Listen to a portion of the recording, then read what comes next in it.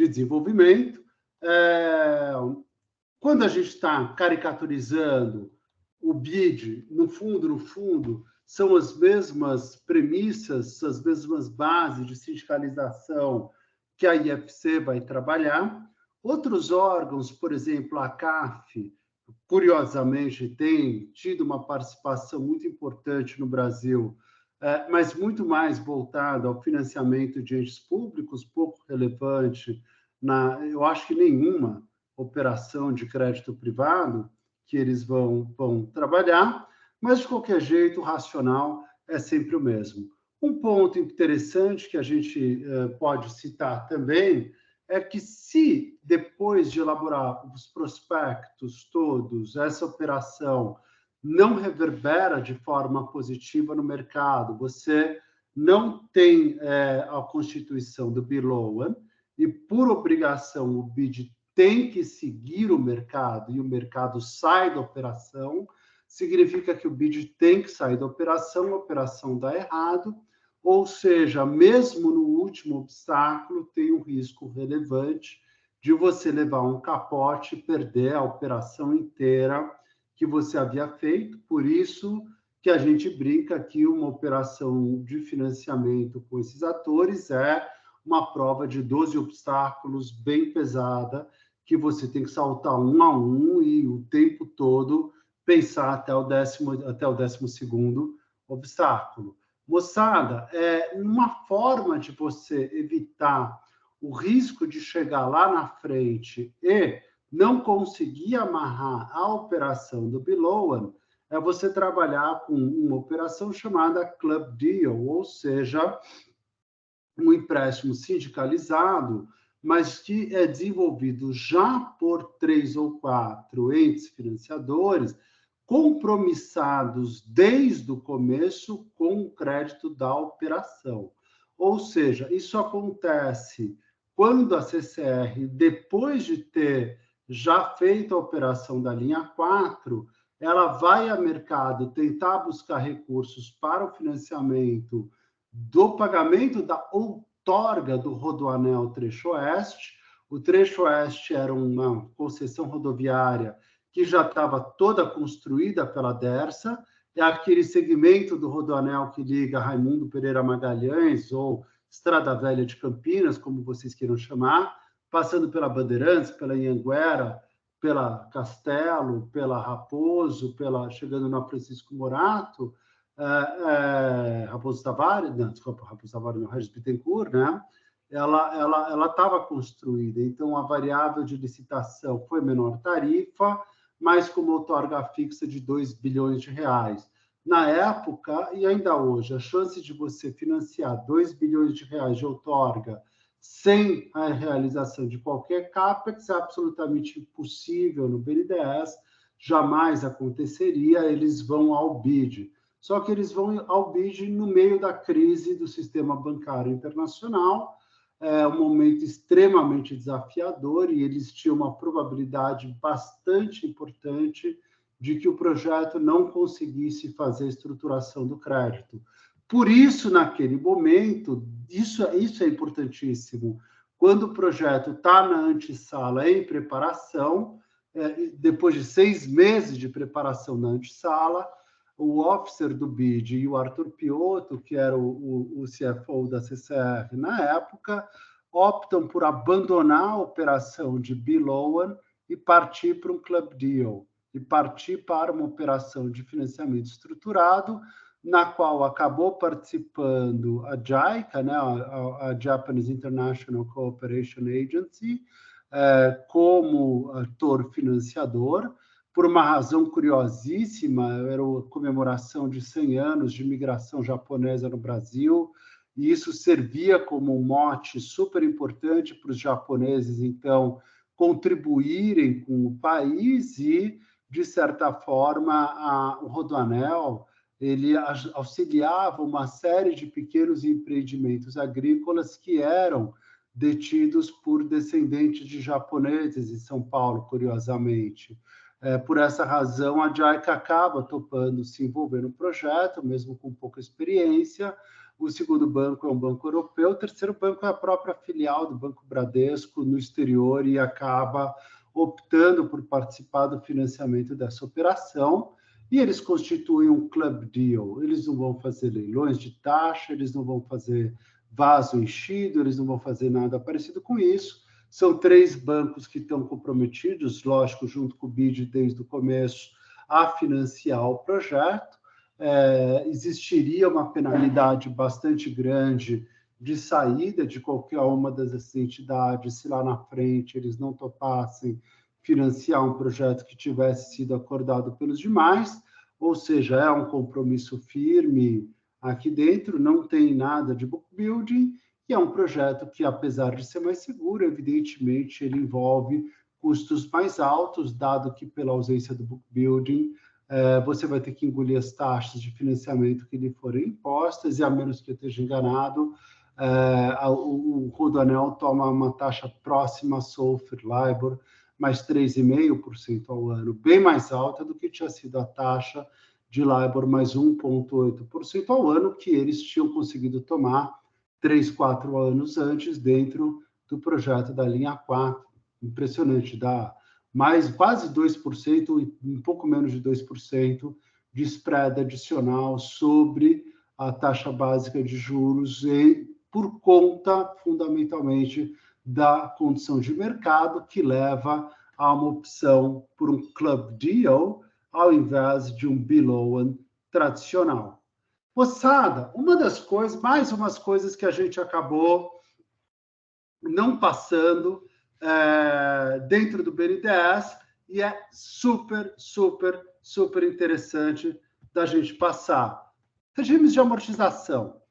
Você tem 3 regimes de amortização fundamentais para projetos de financiamento. O sistema de amortização constante, que é a tradição do BNDES, apesar de estar mudando bastante rápido. O que acontece é que até 2014, o sistema de amortização constante, o SAC, seria praticamente a única alternativa que você teria disponível dentro dessa instituição, e quando o BNDES começa a praticar condições de mercados, eles precisam, evidentemente, também acompanhar os mesmos princípios financiadores que existiam. A segunda forma tradicional de você financiar é a chamada tabela price, ou seja, não é a amortização que é constante, é o serviço da dívida que é constante, ou seja, eu pago mais juros no começo e amortizo menos da minha dívida, e conforme eu vou amortizando a minha dívida, o meu pagamento de juros cai, eu vou abrindo espaço de amortização, uma coisa compensa a outra, de maneira a manter o valor mensal, anual, trimestral da minha dívida mais ou menos constante. Isso é muito legal da gente fazer um exercício bacanérrimo. Deixa eu pensar aqui como é que está esse exercício aqui dentro. E a gente vai montar, então, boa.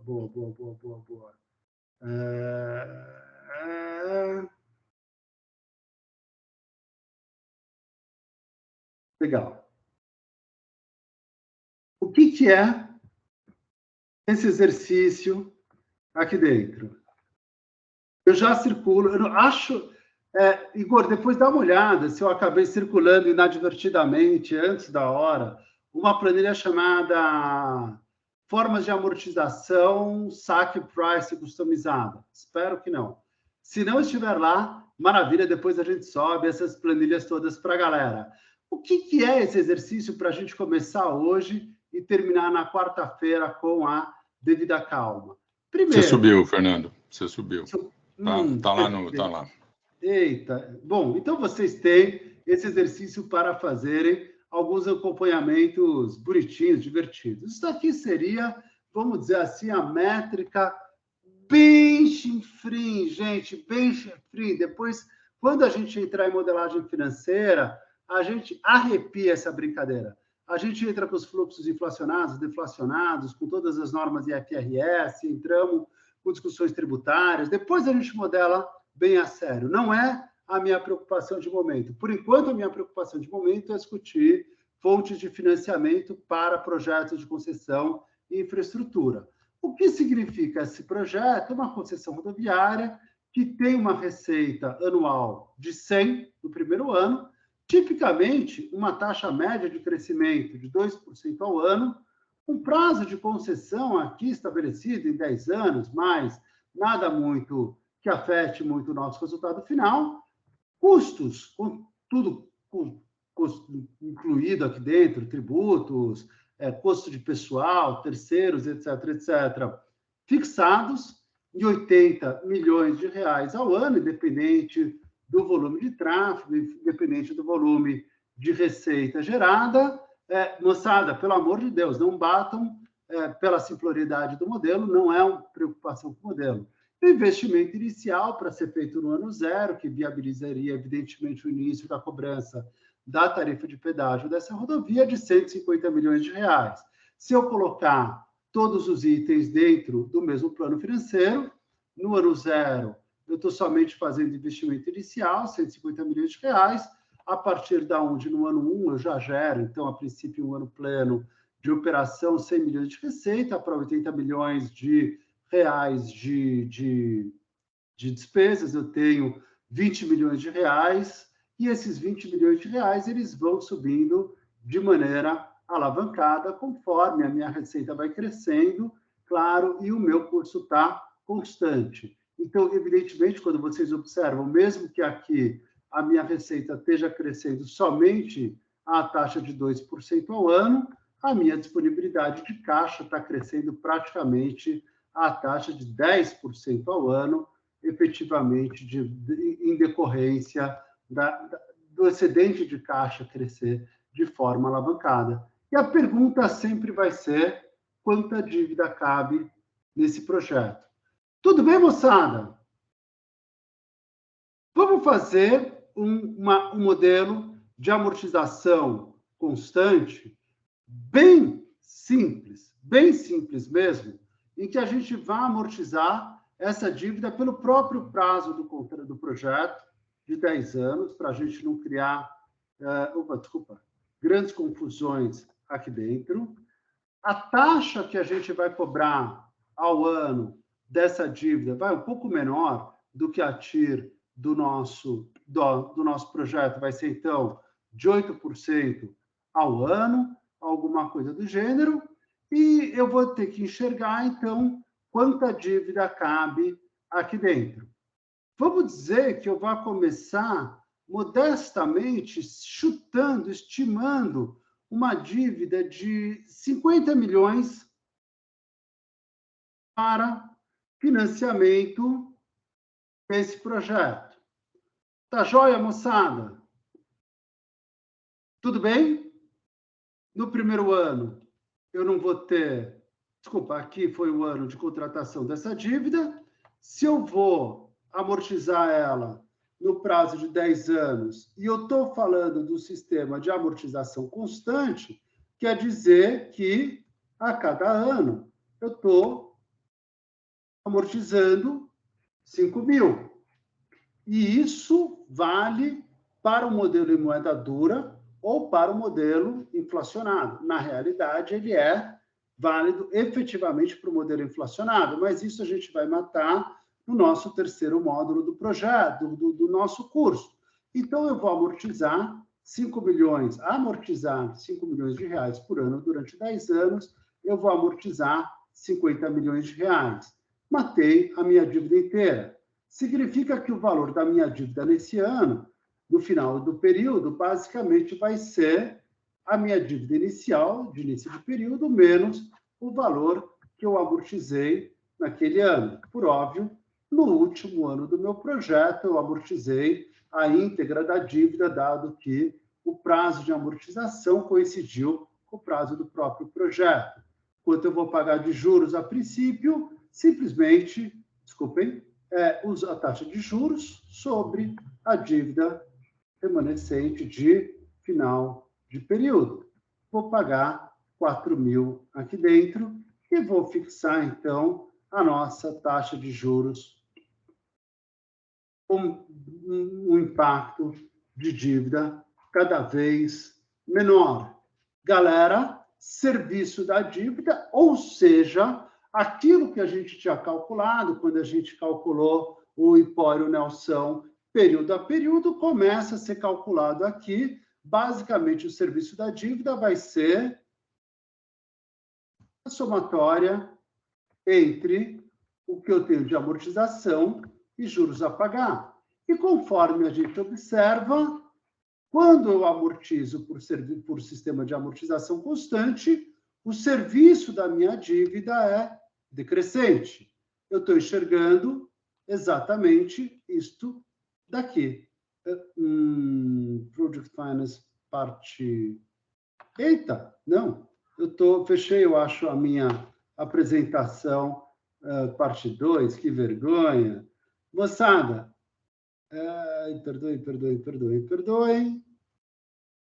Quando eu estou falando de um sistema de amortização constante, eu tenho este problema muito mal desenhado na nossa figura aqui dentro. Eu tenho um projeto que gera pouco caixa no começo, estou olhando aqui, caixa, tá joia? E que tem um rápido crescimento na sua geração de caixa e que paga muito o serviço da dívida no começo, mas que decai rapidamente esse serviço da dívida com o passar do tempo.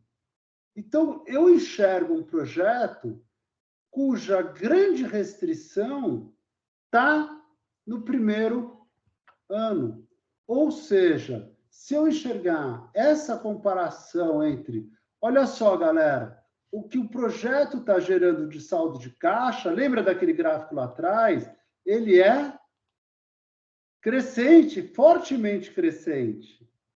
O serviço da dívida é fortemente decrescente. Quando eu calculo o meu índice de cobertura do serviço da dívida, basicamente o que eu estou enxergando é a relação entre o saldo de caixa que eu estou gerando, o excedente de caixa para os meus financiadores e o valor do serviço da dívida deles. Claro que se eu só financiar 50 milhões de reais num prazo de 10 anos com essa taxa, eu tenho um ICSD de 2,2, e como eu comentei com vocês, por uma razão do saldo que sobe e do serviço da dívida que cai, esse ICSD vai aumentando fortemente período a período. Se a gente estimar qual é o máximo financiável, o que qualquer modelinho vai fazer, qualquer modelinho em Excel, é dizer, Excel, me diga qual é a dívida que vai levar o meu ICSD, por exemplo, para 1,3% ao ano. E a gente vai chegar à conclusão que nesse projeto caberia um máximo de 85 milhões de reais de dívida. Porque com 85 milhões de reais de dívida, basicamente eu estou atendendo ao ICSD, estou atendendo, vamos aproveitar aqui e diminuir esse espaço aqui. Por exemplo, a minha relação dívida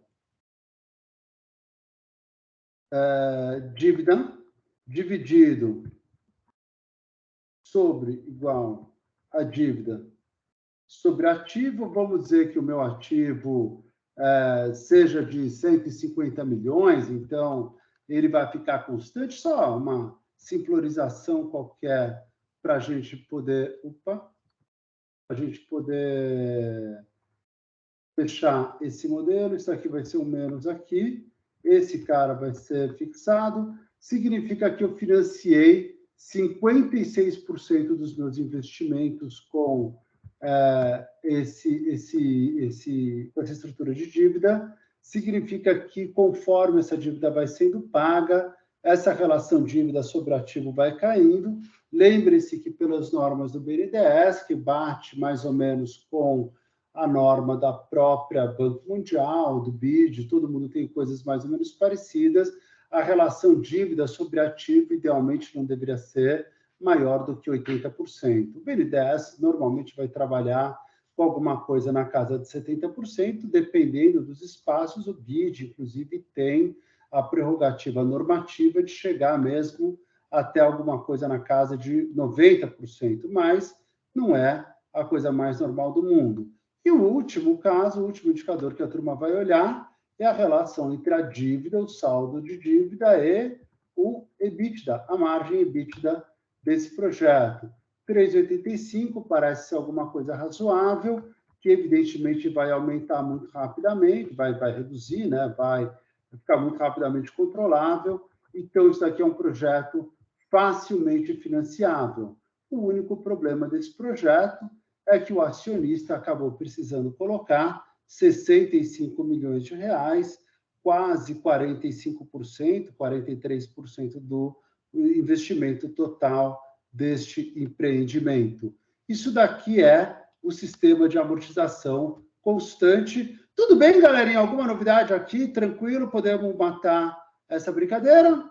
Alternativa 2, para a forma de financiamento do nosso projeto, deixa eu dar um apagovers do lado de cá, seria exatamente o chamado sistema CRIS.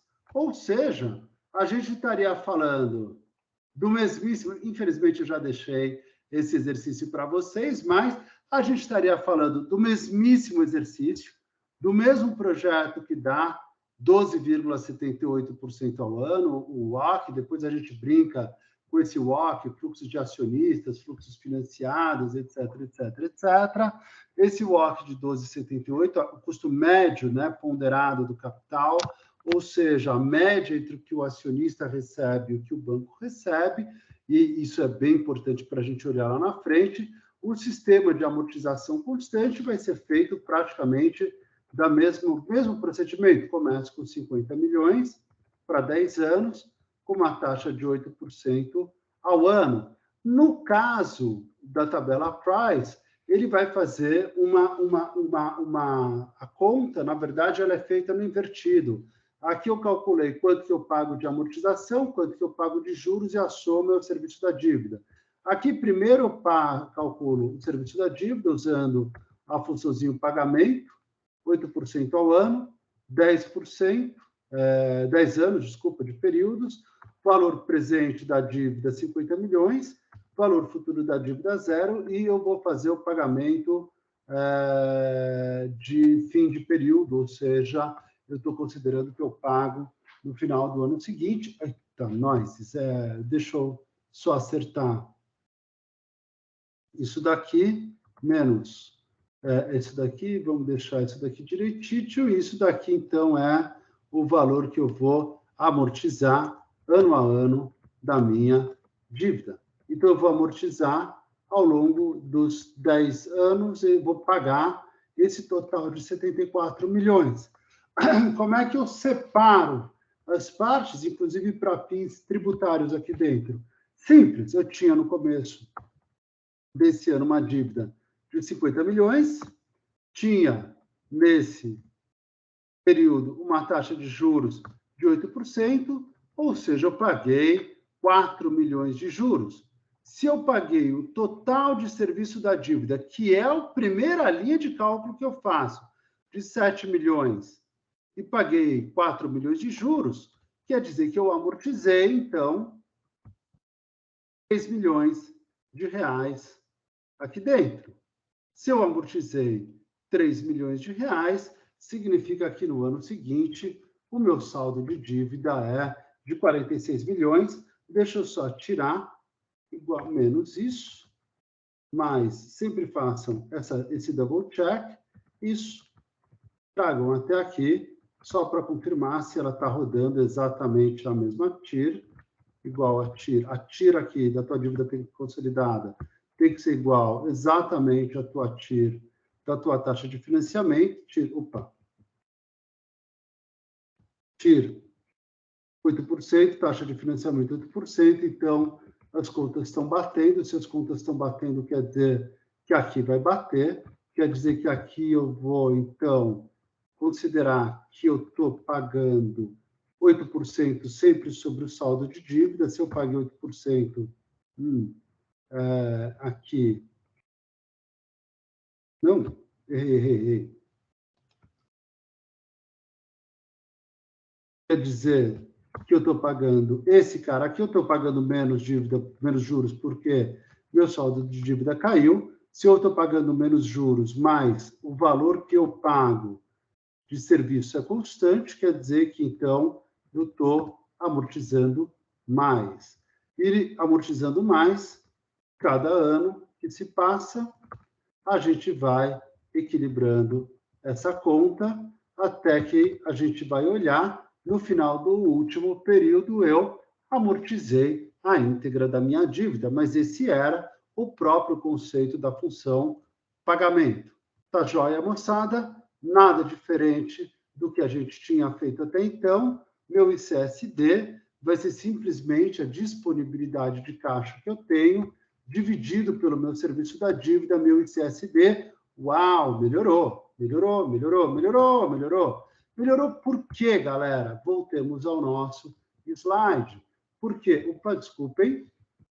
Por quê? Porque na hora que eu chapei o meu serviço da dívida, eu estou dizendo que eu pago menos amortização no começo, enquanto estou pagando mais juros, pago menos juros para frente, estou amortizando mais, estou fazendo uma conta de compensação em que aquilo que eu não pago mais serviço da dívida no começo, eu pago menos amortização, menos serviço da dívida e compenso no final. Se a gente olhar na íntegra, no todo, quanto a gente pagou de juros, a gente vai perceber que, obviamente, a gente vai pagar mais juros na segunda alternativa. É só somar. Os juros totais pagos nessa solução foram de 37 milhões. Os juros totais pagos nessa solução... Price? Peraí. 36 juros... não, desculpem. Se a gente tivesse tomado a mesma dívida, se a gente tivesse tomado a mesma dívida, eu teria pagado, não 37 milhões de juros, mas eu teria pago 41 milhões de juros. Por quê? Porque eu estou postergando a minha amortização. Eu estou deixando para amortizar mais no final e pagando mais juros no começo, equilibrando, compensando uma coisa com a outra. Ou seja, considerando o mesmo valor de empréstimo que eu tinha considerado aqui atrás, olha só, eu estou pagando 12 milhões de reais por ano de serviço da dívida constante. Aqui eu pagava mais dívida no começo, 15 milhões, 14 milhões, 13 milhões, 12 milhões. Mas chegava uma hora que a minha dívida caía para baixo, de 11 milhões, 10 milhões, 9 milhões. Aqui ela foi sempre constante. Só que a grande graça é que agora, pelo começo, eu consigo abrir espaço no gap entre a geração de caixa do primeiro ano e o serviço da dívida do primeiro ano. E posso dizer, meu querido Excel, por favor, me diga qual é o volume de dívida que vai equilibrar o ICSD de 1,3% ao ano. E a gente vai descobrir que esse projeto, teoricamente, poderia ir até 103 milhões de dívida. Vamos ver se a gente vai passar no cheque de todos os covenants? Boa pergunta. Deixa eu ir tirando essas linhas todas aqui, porque o primeiro covenant que eu quero olhar é o meu ICSD. Passei. Todos eles são superiores a 1,3.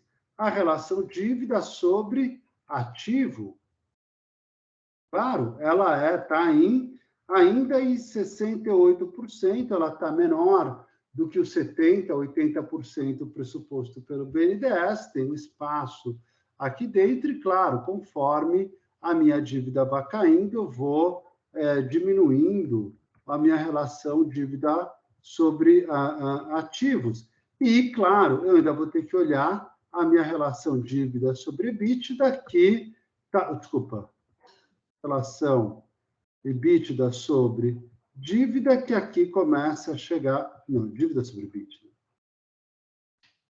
Dívida sobre EBITDA, que aqui já está em 4,81, mas caindo para 4,333, ou seja, você tem 2 anos de relação mais ou menos estressada, mas é alguma coisa que está dentro dos covenants típicos dos bancos. Então, isso daqui seria uma operação de crédito bastante razoável, sem dúvida nenhuma. Até aqui, tudo bem, moçada? Sem problemas? Fechado? Sem problema. Maravilha. Então, mais último minuto, você tem a possibilidade de uma última solução para o nosso problema. Como que seria essa última solução para o nosso problema? A forma como o BID vai procurar trabalhar. Nem por saque, que eu tenho uma dívida decrescente, nem por price, que eu tenho uma dívida constante. Eles vão tentar trabalhar a customização do perfil de pagamento da sua dívida. E, quando você trabalhar com essa curva customizada, o que você vai procurar fazer é achar o attachment entre esta dívida, tá joia? E a forma de geração de caixa disponível para os acionistas, para os financiadores. Faz sentido, galera? Vamos fazer... Faz. E isso aí, Fernando, também leva em conta aí o famoso planejamento tributário, né? Porque você está levando em conta a possibilidade de calcular quanto você vai pagar de imposto a mais ou a menos, né? Claro, e tudo isso conta uma barba, tudo é claro. Jogo de empurra e puxa, tira um, põe um pouco, é onde sai o cálculo automático e entra a mão do artista para fazer essa costura fina. Toda operação é absolutamente tailor-made pela complexidade que ela tem. Então, o que é uma operação, meu caro, de dívida customizada? É você fixar qual é o ICSD que você quer ter todos os anos, certo? Então, você fala, nenhum ano eu posso ter o ICSD menor do que 1,3. Perfeito. Perfeito? Perfeito. Uma taxa de 8%, um prazo de 10 anos. Se eu tenho que ter um ICSD de 1,3, significa dizer que eu poderia pagar nesse primeiro ano até 15 milhões de reais. 15 milhões 384 mil reais. Exatamente o mesmo valor que a gente chegou. Que incrível! Claro, porque ambos estão me dando um ICSD de 1,3. Aqui também está me dando um ICSD de 1,3. Todos os pontos de partida foram idênticos. A diferença é que, a partir do ponto de partida aqui, a dívida caía porque eu pagava menos juros. Aqui, a partir do ponto de partida, a minha dívida ficava constante. Nesse modelo, evidentemente, eu vou aumentar o valor da minha parcela financiada. E quando eu disser que eu tenho aqui dentro esse serviço da dívida, eu vou poder enxergar exatamente, por aqui agora eu preciso lembrar exatamente como é que era essa passagem, para você dizer qual é a dívida que corresponde a essa operação inteira. Relativamente óbvio, né, moçada?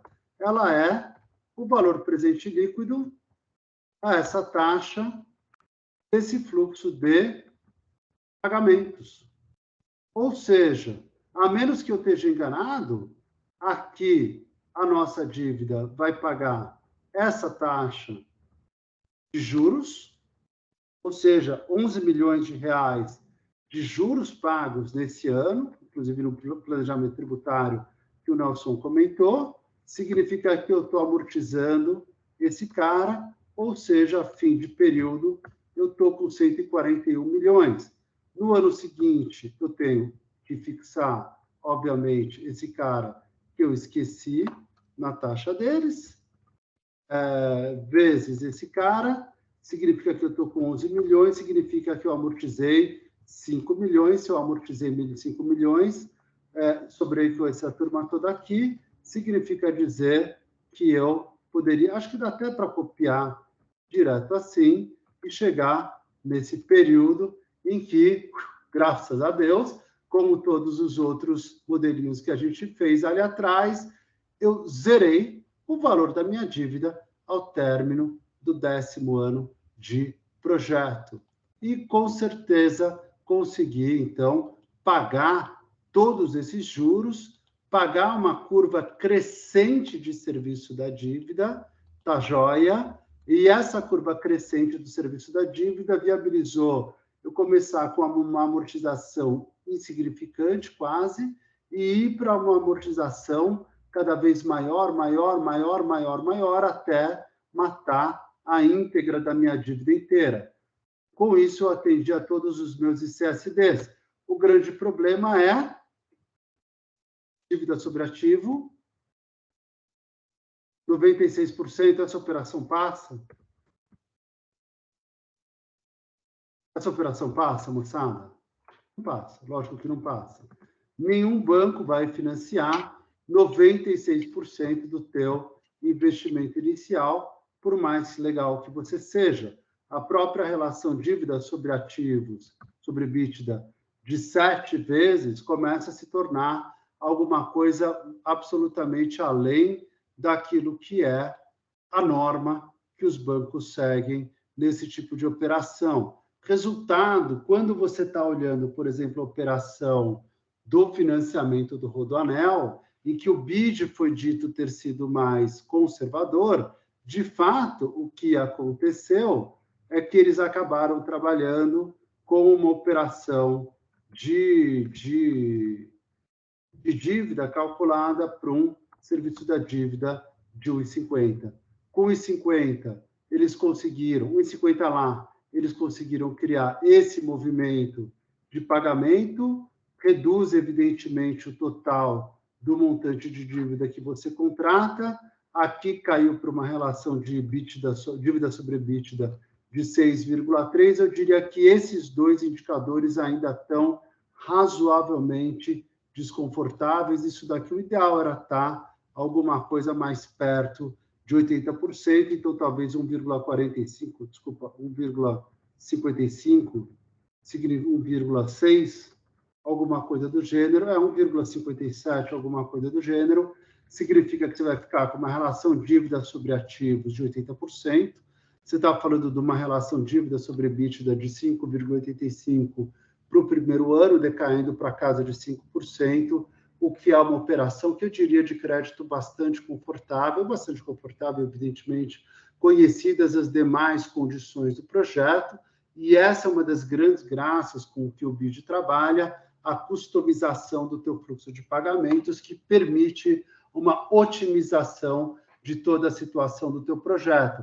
Aliás, esse negócio é tão verdadeiro que eles chegam, inclusive, a trabalhar com diferentes taxas de juros e dizer, na média, eu preciso receber 8% ao ano, mas eu posso receber menos juros no começo, desde que eu receba mais juros no final e o meu projeto, vamos dizer, se equilibre para os meus financiadores. Tudo bem até aqui, moçada? Tudo bom, Fernando. Aí, nessa simulação que você fez, você vê, já nós estamos falando já de um projeto aí de longo prazo, né? Você estimou 2% ao ano de crescimento espontâneo, né? Do tráfego, supondo. Ou da receita, né? Se ela não performar isso, se ela for 1,5%, né? Você não... Ok, você fez o projeto, vamos supor que das condições originais, né? É isso. 145 milhões, ou seja, você praticamente financiou todo o ativo aí para poder gerar. E ela não performa os 2% ao ano, né? Show. Olha que pergunta sensacional, Nelson. Sensacional. Faz qualquer coisa aí abaixo de 2 aí para ver o que Não, dá aí. sensacional. Então, o que acontece? Você fixou tudo isso daqui, certo? Isso daqui se tornou um dado do teu problema. Essa operação, que era um VPL, etc., etc., ela virou simplesmente Ctrl+C, Ctrl+V. Peraí, vamos até fazer uma coisa mais bonitinha. Um cenário de estresse aqui dentro. Esse cara está fixado. Olá, esse cara. Com isso, esses caras todos aqui estão fixados. E aí você tem a volta do que foi. Você vai calcular serviço da dívida, desculpa, saldo de caixa sobre o serviço da dívida, e você vai voltar a calcular aquilo que foi o teu ponto de partida. E aí você tem toda a razão em dizer, e se isso daqui for um EVA de 1,2, 1,5, vai, só para a gente ser dramático na nossa operação.